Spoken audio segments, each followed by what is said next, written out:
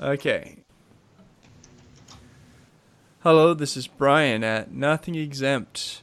Welcome, listeners. I'm here with my co host, Nicholas Pardini, and a special guest today, someone who has recently traveled all the way to Russia to see the World Cup and the sites that surround it. His name is Daniel Turan, and we're here today to ask him about his trip and see what he has to say about what the World Cup was like and traveling to Russia.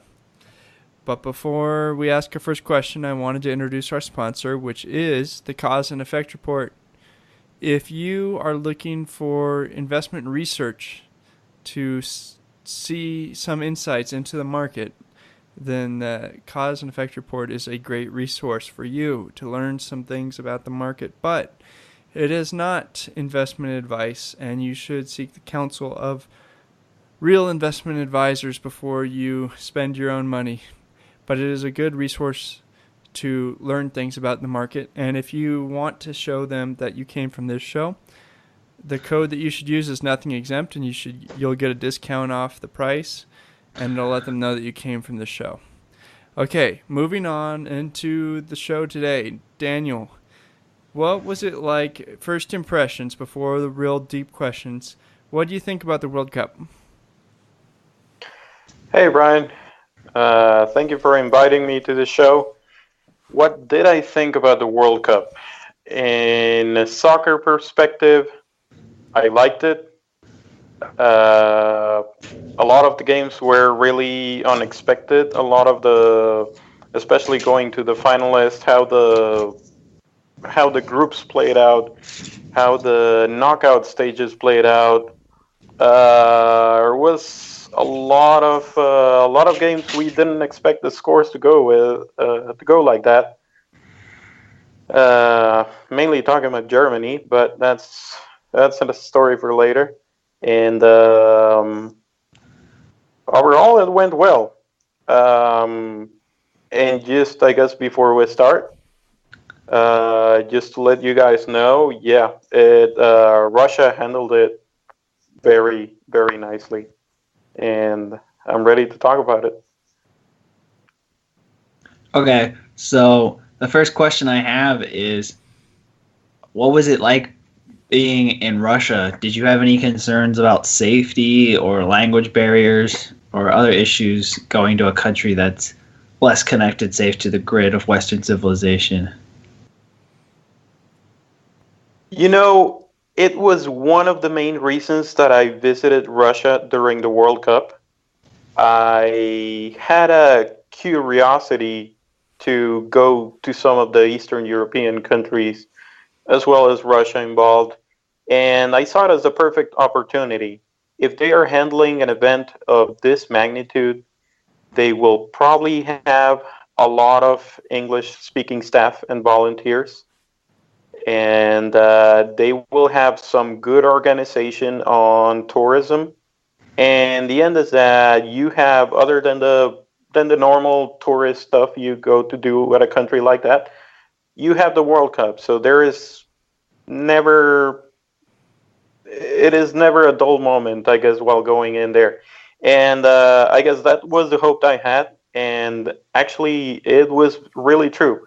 They were super organized. I can't say everyone knew English, talking about the volunteers, but everybody was super helpful, just breaking the language barriers, or if they just couldn't help you, they would walk with you to whoever could translate. In my case, I know Spanish, I know English, I know a bit of French and Italian, so I could help myself out with a couple different languages. But but yeah, it was really what I was going for, and what helped out.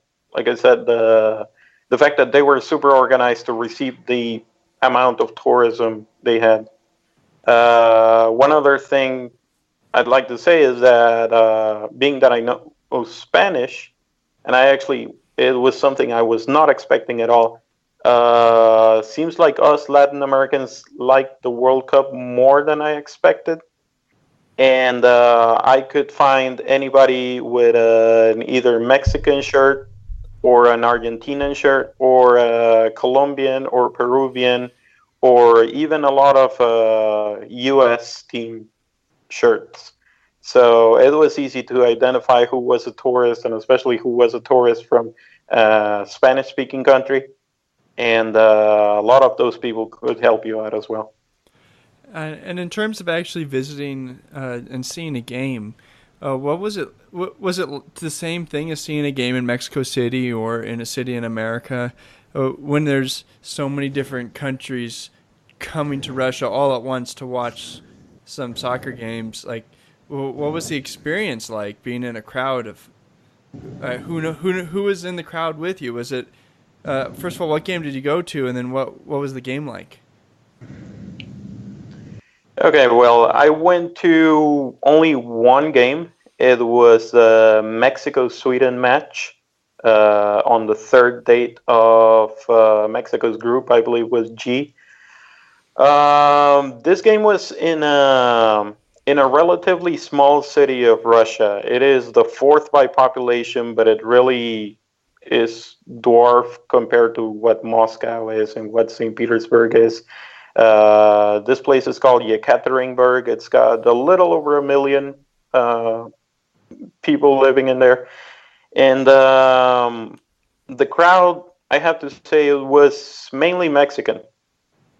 And it was something I would have never imagined being actually about, what is it, about 10 hours away. No, it was a 9-hour difference from Yekaterinburg to the eastern coast of the U.S. So you're talking about the 12-hour difference if you're listening from the Pacific. But then again, it was like the crowd was completely green with the Mexican colors. The parties where everything was Latin, everything was completely in Spanish. There was actually not a lot of Swedish people, considering that Sweden is less than halfway the distance from Yekaterinburg as Mexico was. And I would say the environment itself, it was just a complete party going on. I wouldn't say very family based. It was mainly drunk people at early hours of the day, starting from around 2 o'clock or further. But then again, a great party going on. Just people celebrating just football for the sake of being there. So, like, what did you do, like, when you were in these small towns in Russia when you weren't at a game or celebrating a game?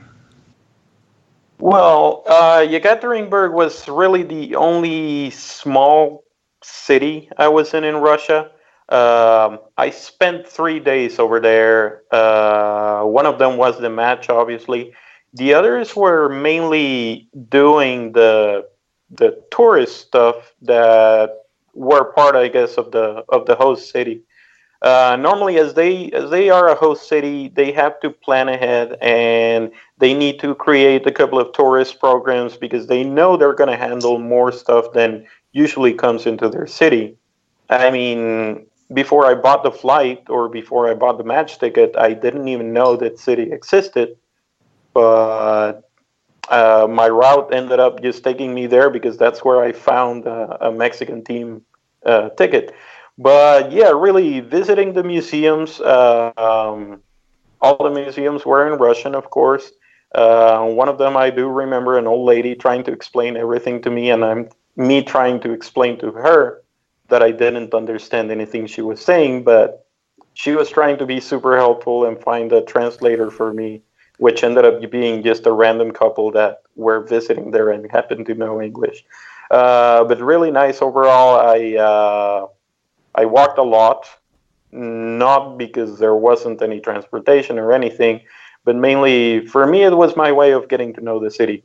Walking through the neighborhoods, walking between one tourist point to the next, getting to see the certain churches that are mentioned on the guidebooks and before you get there. Or, for example, going to the FIFA Fan Fest.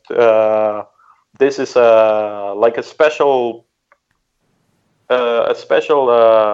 outdoor kind of theater that they put on each of all the host cities where you can actually watch any soccer game going on live with a Russian transmission. So, for example, if I was not watching Mexico, I believe the next day I did go to the FIFA Fan Fest during the Colombia match and watched it from there with a bunch of people, especially Mexicans, since we were already on that town. So, did you feel like you were just one of a million tourists and you didn't get to see very much, or do you feel like you really got to have a taste of the country, see what people were actually like in the country, and what were like your favorite sites that you like? What are you gonna bring back from there above anything else? Like, what's the memory or experience that you got to have that you thought was really worth the trip? I would say, in general, the memories are really good. Each of the three cities I visited have are very different and have different things to say about them. I did go to Moscow. I went to St. Petersburg, and I went to Yekaterinburg. I have to say, if you're talking about sites, if you're talking about what I like the most, I highly recommend St. Petersburg.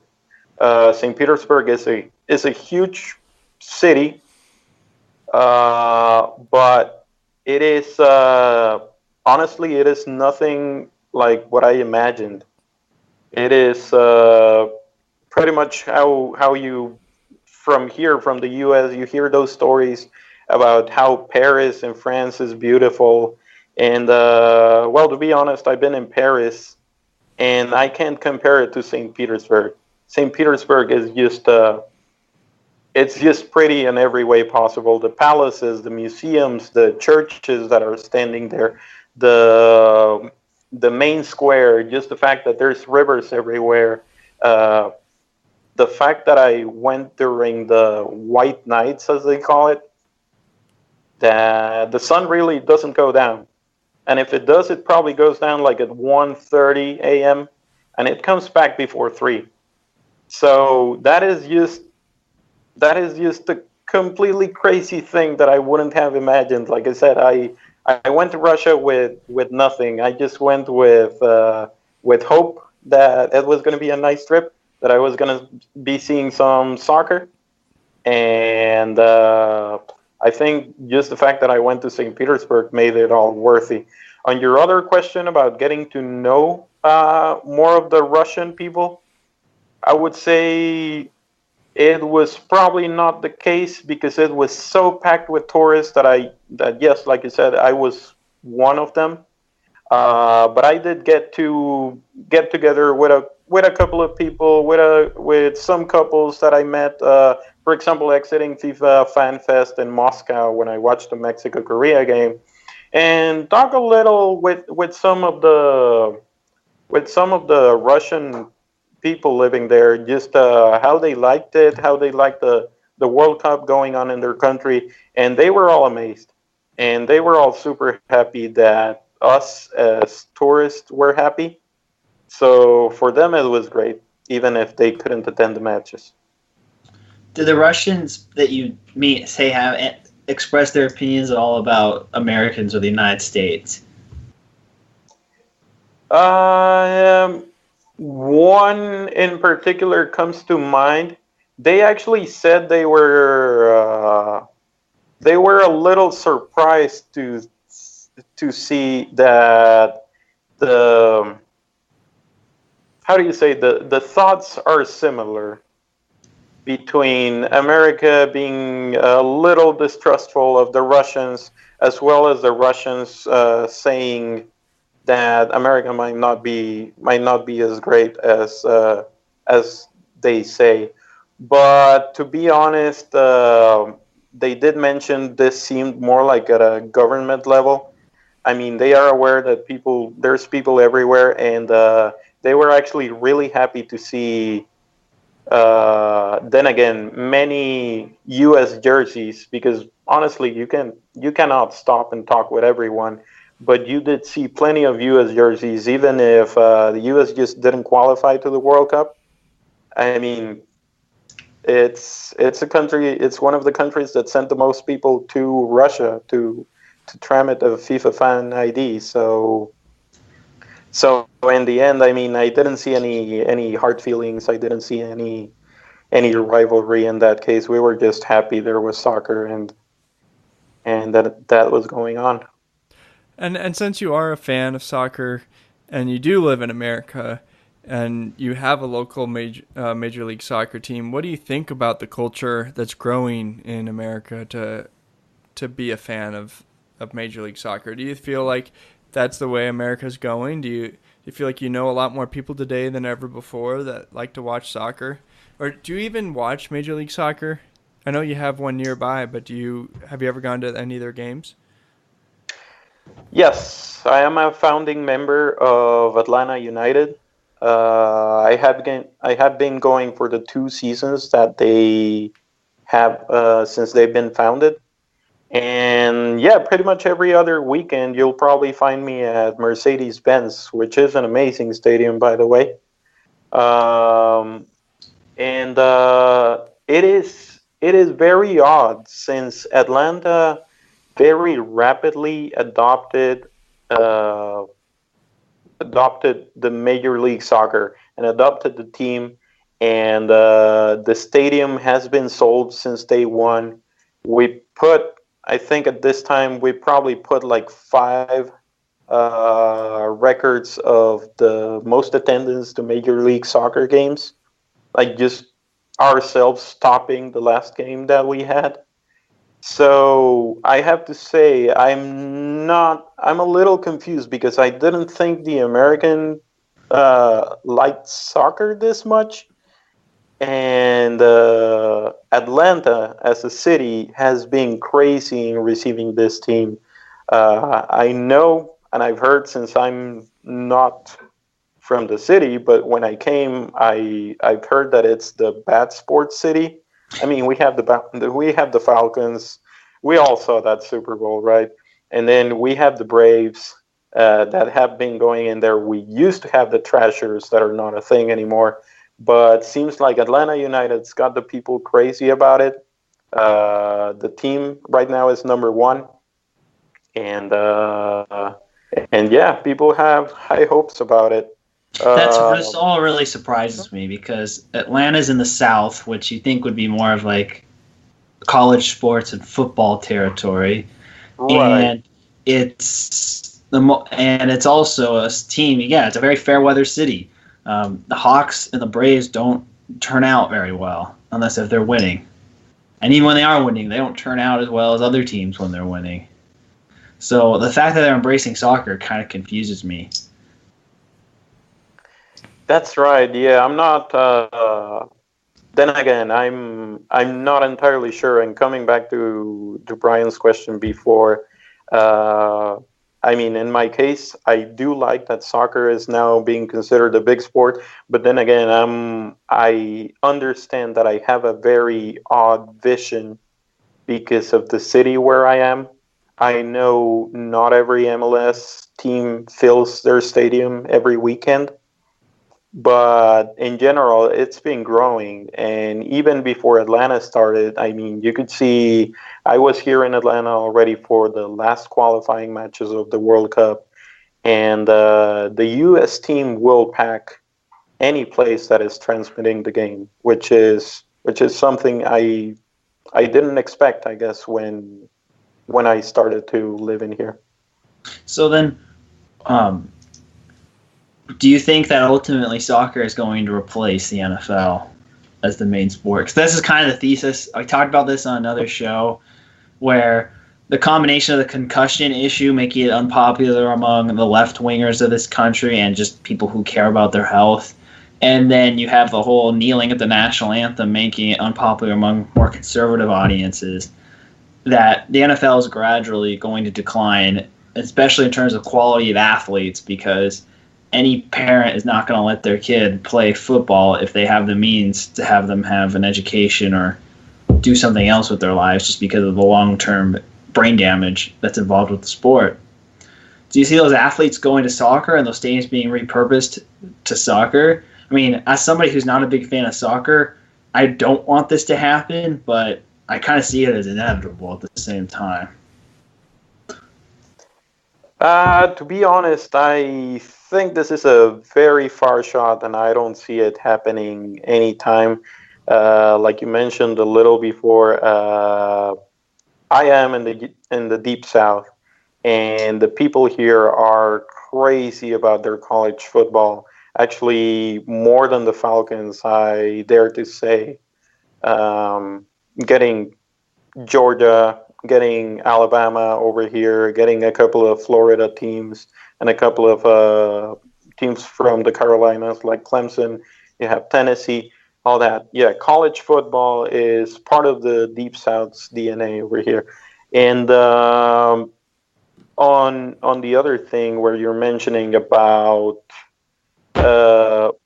like the lowering a little of the rankings that the NFL has been going through lately because of this political issues that I see. One thing I would say is that, to be honest, the American people are very proud of their teams, of their traditions, of their institutions. In this case, even if it's the NFL. And I don't see such an American sport such as the NFL going anywhere, to be honest. Nick, I agree with Daniel. I think there's room for both. I think that soccer can grow exponentially and have the same viewers that watch football and have two different seasons. I think that it easily could beat. I mean, it's still below the NHL, but I think it's going to pass the NHL coming up pretty soon. It depends. If America is going to become a world-class soccer power, like equivalent of like England or Brazil or France or a country that has a real shot of winning the World Cup, your country only has so much athletic talent as a percentage of the population.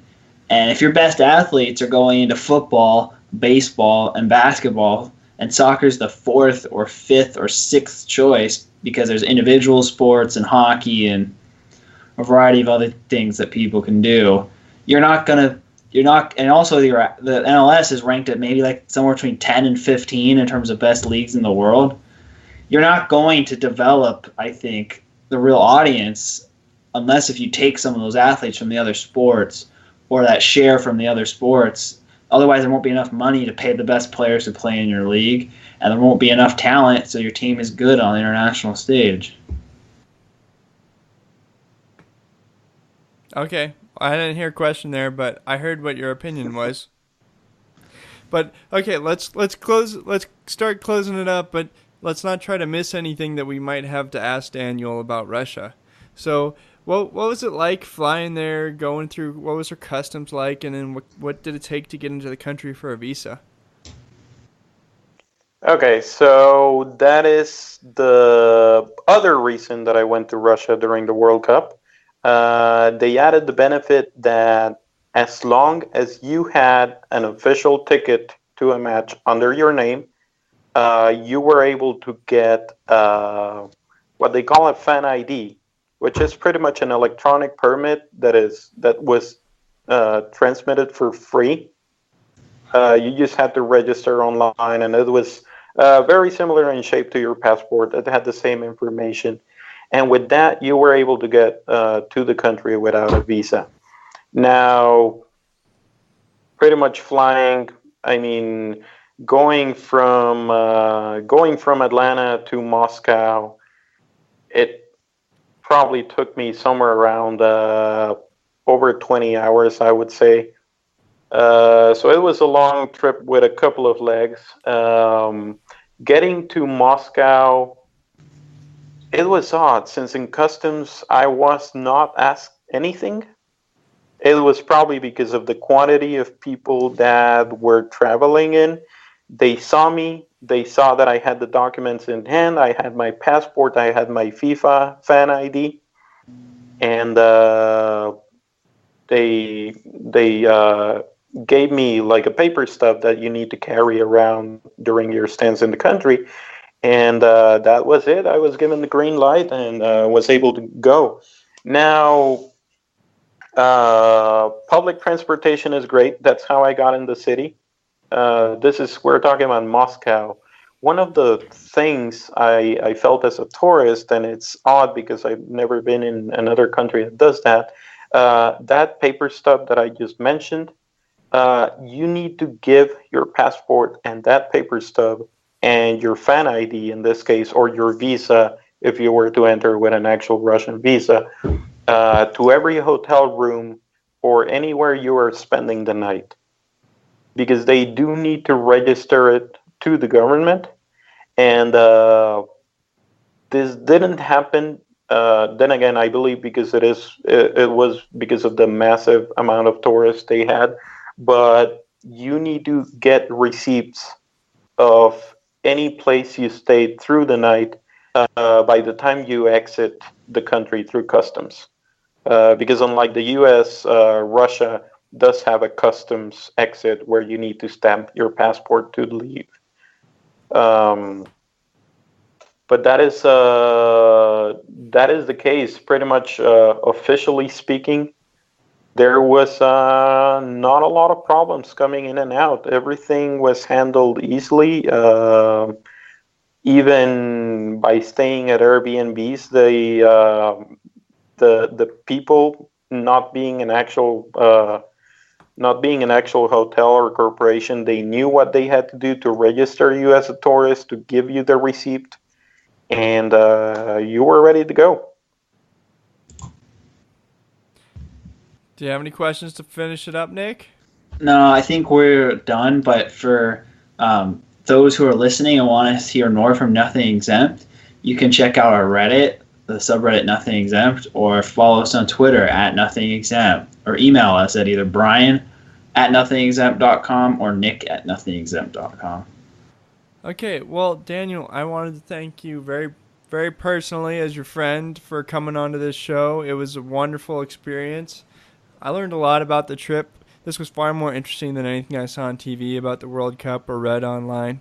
And it almost makes me want to go to another World Cup sometime just to get kind of this like free tourist, like go through like the wave kind of like you did of seeing a country with a million other people at the same time. That kind of sounds fun. And it makes me kind of curious about the North American World Cup that we're going to have in like 2026 or something, like 2026. Yeah, that might be a lot of fun. I'm not sure where all the games are going to be played. If it's North America, it might be spread out across thousands and thousands of miles, and we won't see the same kind of concentrated effect you just got to see. But it definitely makes me think about all of this, and if I come visit you in Atlanta sometime, I want to go see an MLS game, because that sounds like a lot of fun, and I'm guessing it's a lot cheaper than a Falcons game probably is. Yeah, I mean, I went to New York FC versus the New England Revolution at Yankee Stadium a few years ago. Honestly, I'm not impressed. Okay, thanks for that, Nick. You didn't like soccer in the first place, and you don't like to drink. No. Yeah. If you don't like soccer and you don't like drinking, what are you going to do at a soccer game? I don't know. I just caught up with my cousin. But the thing is the next question, I do have a question now. What is the appeal of soccer, and especially in the era of short attention spans? Like, how do you not get bored watching soccer? That's a good question. First of all, I want to say, Brian, thank you for inviting me. I'm glad to be answering those questions. And Nick, you're asking about what's the appeal of soccer. To be honest, I very rarely watch soccer on TV. I do have a favorite team. I do root for Tigres in Mexico. I do root for Atlanta United over here, but I am not really interested in in watching soccer in TV. Like you said, we have a short attention span. I'm probably going to use it as the background noise while I'm doing my laundry, and that's as far as soccer is going to get me.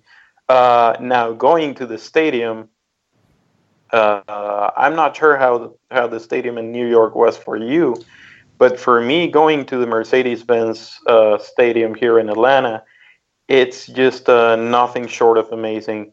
Just how passionate all the supporter groups are. I think we have like at least 3 supporter groups having different chants, and they will not stop through the 90 minutes plus whatever you have in the match. They will not stop jumping. They will not stop. Why do you think they're so more? Why do you think they're so have such a higher degree of passion than, say, baseball or basketball fans? This, I'd have to say, this is a very cultural thing about soccer. I guess since soccer doesn't really stop. I mean, it stops play wise, but it doesn't really hold like baseball does. It doesn't have commercial interruptions. Like when you go to an NFL game inside of a stadium, that you're just sitting because apparently commercials are going on the TV. You don't know about it, but the field is completely empty, and so you have a lot of pauses to do that. On soccer, there is not. You have to be cheering constantly. You have to be on the edge of your seat. You have to be, I don't know, it glues me more to the edge of the seat when I'm actually inside of the stadium, when I'm listening to the chants, where I don't know, and I want to be a part of that group. It just brings people closer together. I have to say, yeah, I've seen soccer in the same stadium that I've seen the Falcons. And to be honest, going to see the Falcons or going to see, well, I can't compare Georgia, but it seems like when I'm going to the Falcons game or to the Braves game, the wildest people will get are just a couple of claps if they make a good hit or a good game. Not in soccer. People will go crazy and the stadium will burst if something good happens. It just amazes me with soccer because when I was living in Italy, a big game was on TV. It was AC Milan versus Inter, which I guess is a big inter-city rivalry that puts the Freeway series to shame here. But the game was not even close. Inter scored 3 goals really quickly and ended up winning the game 4-0. But people were just still transfixed, staring at the screen at bars everywhere. And it's like, look, it's a 4-0 game, which is huge in soccer. Why do these people care so much? Don't you want to move on with your night? But I guess some of the losing team people did, but in the end, you're talking about the rally, you're talking about the big game. That thing is, yeah, that thing will probably get you close to a big rivalry in the NFL, to some inter-city derby. But yeah, I mean, just judging probably by the prices of that, is judging by everything that the team got you to be there. And no, I'm not talking about in person. I was just walking around at I didn't go to the stadium for the game. I was like walking around town and seeing like the TVs on in every restaurant, people just still sitting there watching it. Like, I understand if you paid a lot of money to go to that game, but it's a little bit different if you're like just can't even get out of the TV. Well, I'd have to say, then again, it's soccer for you. I mean, all these countries, and as well as mine, I come from Mexico. We just, here in the States, you grow up with the NFL, you grow up with baseball, with basketball, with hockey, with a bit of soccer if you want. Over there, we have soccer, and that's our identity, that's our sport. So pretty much you grew up with that team, and that team, in a way, will define you, because it like I've said a couple of times, there's only 2 times where an actual Mexican will fly their national flag with pride. It's going to be on a Mexican Independence Day, and it's going to be the day that the national team wins a match. And that's how crazy it gets. And we're talking about Mexico, which is a good national team in some sorts. It has a good enough league, but we're not talking to the levels of European leagues, which are completely insane. And you're talking these are countries the size of a U.S. state or even smaller, and they have their own 20 teams on the major league. Plus, they have their own tens of leagues under that. You can imagine how crazy that is and how divisive that is. I'm pretty sure people care more about the soccer team they root for than for the politics that are ruling their country. It leads me to one final question before we go, and that is, with soccer fans, and particularly in like Mexico or Europe, I know like a lot of fandom has to do with sports and regional ties, but they have a lot of, I know at least in the UK and certain European countries, they have a lot of teams that are in the same city. Like 3 or 4 teams, like Premier League teams, are in London, for example. Is there can you tell something about somebody's personality based on the soccer teams they root for? Like, what are the stereotypes for, say, like the soccer fans of Tigre versus Club America? Well, Tigres is based off on Monterrey in Mexico, and they have a huge rivalry and run the derby against the team with the city's name, the Monterrey Football Club. And I can't stand people from the Monterrey Football Club. That's how can I start? This is really the only one I can talk about, since it's the only one I've experienced this huge rivalry, to the fact where Team America in Mexico, it's kind of like the Yankees. If you don't know enough about soccer, you're probably going to have a very extreme opinion about the Yankees in baseball. You either hate them or you love them, but you don't really know a lot about them. Then once you start getting into baseball, you have your own team. But then again, the Yankees will suck. That's kind of how Team America is on Mexico. But then again, once I started liking Tigres, I started liking going to their stadium. I started liking their players. Team America, like Club America, just went to a second phase for me. I didn't really care about them. Now, I can't stand the people from the other team. Normally in Monterrey, it is a bit of a particular thing, since Monterrey historically always played on the private school grounds, on the private school stadium. So you normally had a bit of a different class of people attending this stadium. And Tigres are actually sponsored, or they play in the how do you say, the stadium of the public university of the city. So these are the two biggest schools. These are not school teams. These are not college teams. This is a pro league and everything. But it's just even from where the stadium is located in the city, of how different people are going to be at. With Tigres pretty much basing their team on the public university, having more of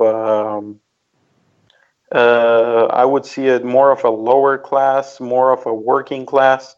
And with Monterrey being one of the like middle class, middle high, obviously this is an example, right? It's not always the case. In the end, a lot of times I've seen people from the same family. The kid just gets to a certain point where they're like 10 years old, and they're like, Dad, I'm not a Tigre like all the family is. I want to be a Rayado. I want to be from the Monterrey team. And I mean, it's not going to split a family, but yeah, it's a funny rivalry to have.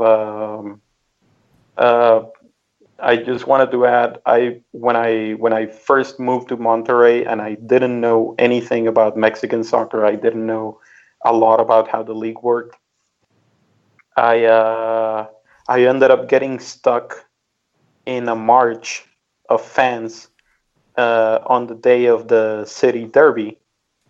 I I wanted some quick food. I ended up going to the Carl's Jr. in this town, and apparently it was the hangout spot for the march to begin from the Monterrey club fans to go to the Tigres Stadium the day of the match. That was pretty crazy. I ended up getting pretty much out of the place I wanted to be for about an hour or plus, just to be out of there. But it was incredible. At this point, I'm just happy I wasn't a Tigres fan because I didn't want to be in the wrong spot. In my case, I was just a tourist in this scenario. Okay, well, Nick, I'm holding you to that promise of that being the last question. I thought this was a good show again, and assuming we don't get started again, I'll just try to close this off before it's all before it all gets going again. So, Daniel, thank you for coming on the show. If you would like to offer me anything to write in the show notes, just tell me and I'll put them in there for you. And if you're still listening this far in, give us something on Twitter or at Reddit and tell us what you thought of the show. And we'd love to hear your feedback and talk with you. Okay, until next time.